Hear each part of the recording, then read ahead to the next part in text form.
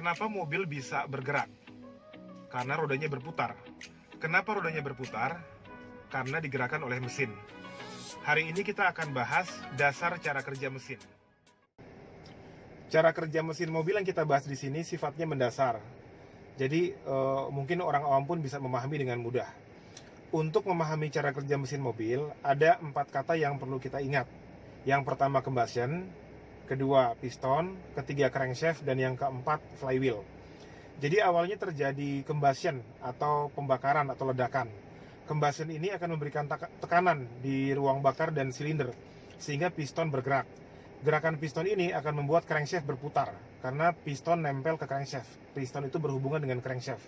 Kemudian crankshaft akan membuat flywheel berputar karena flywheel pun berhubungan dengan crankshaft. Putaran flywheel ini akan membuat gear-gear pada transmisi ikut berputar. Kemudian gear akan berhubungan dengan final gear dan akhirnya final gear akan memutar roda. Jadi itulah dasar cara kerja mesin mobil. Jadi sekali lagi, untuk memudahkan pemahaman cara kerja mesin, ada 4 kata yang perlu kita ingat, yaitu combustion, piston, crankshaft, dan flywheel. Nah, combustion atau pembakaran atau ledakan itu terjadi akibat adanya 3 unsur, yaitu udara, api, dan bahan bakar. Jadi pada saat piston turun, dia menghisap udara, sehingga udara luar akan masuk melalui saluran udara masuk yang disebut air intake yang ini. Jadi udara luar akan masuk melalui air intake. Kemudian udara ini akan disaring oleh saringan udara atau air filter.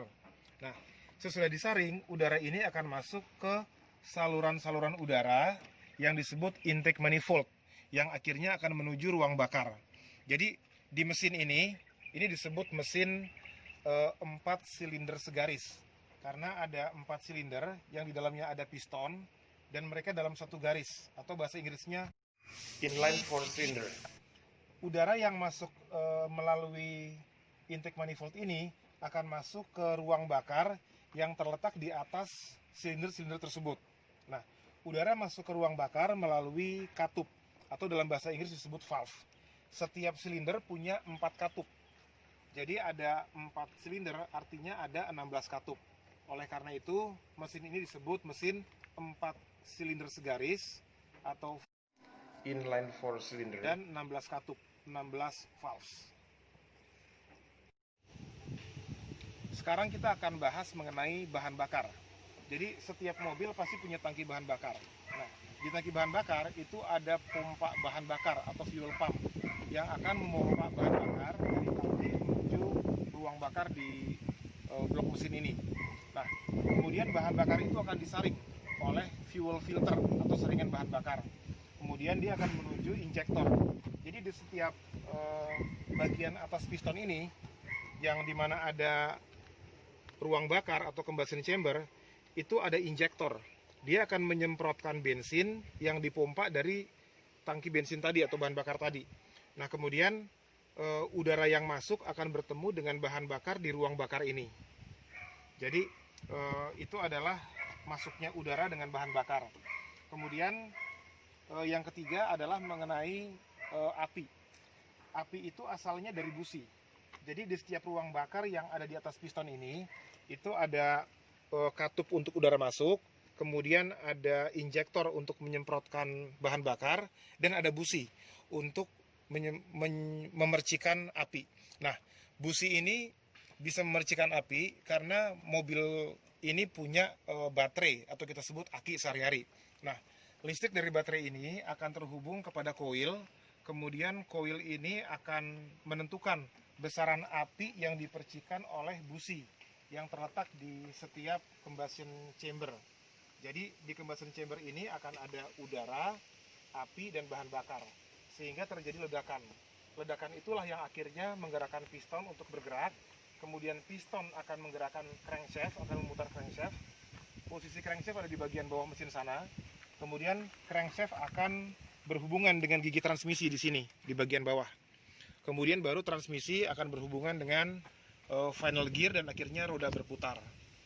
Jadi itulah alur-alur cara kerja mesin yang paling mendasar.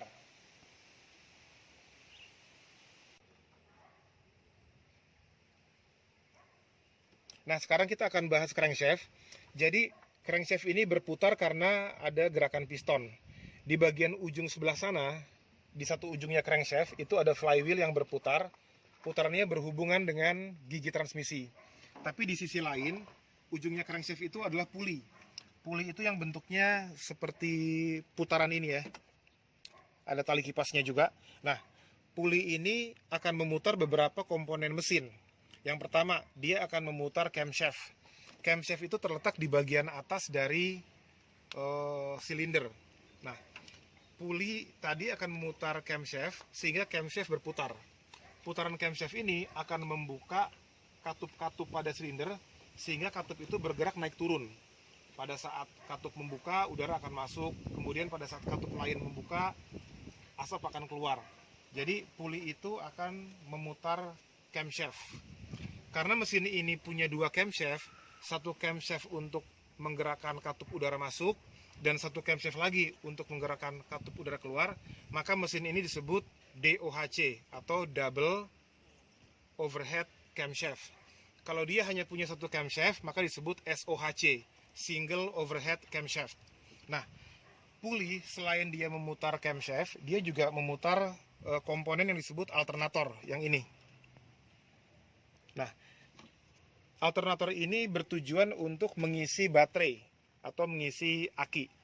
Jadi kenapa baterai mobil bisa tahan sampai setahun atau bahkan lebih? Karena memang dia senantiasa diisi oleh alternator.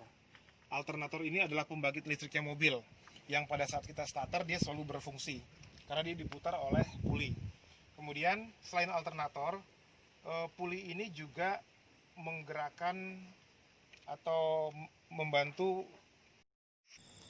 water pump. Water pump ini berfungsi untuk memutar air yang dari radiator sehingga mesin selalu terjaga suhunya.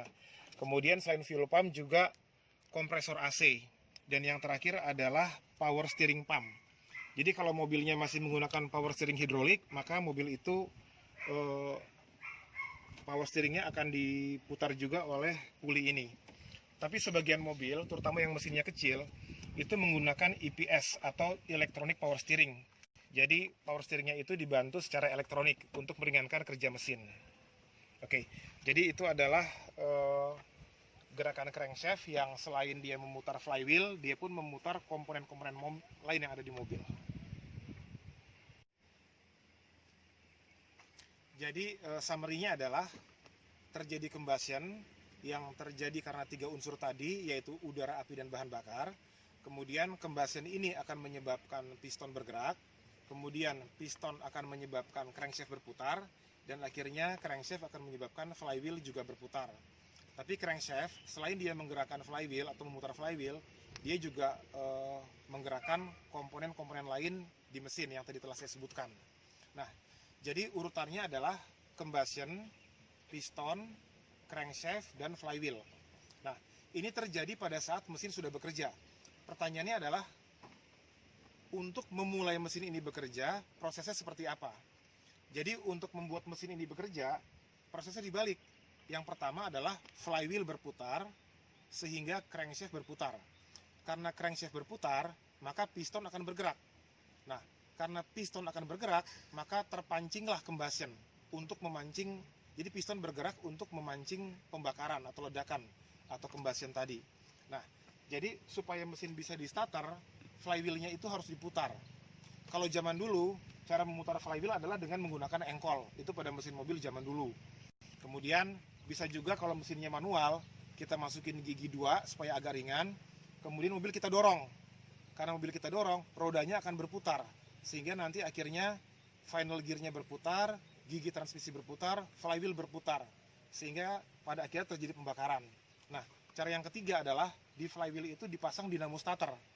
Jadi pada saat kita starter, maka listrik dari aki akan menggerakkan dinamo starter untuk memutar flywheel.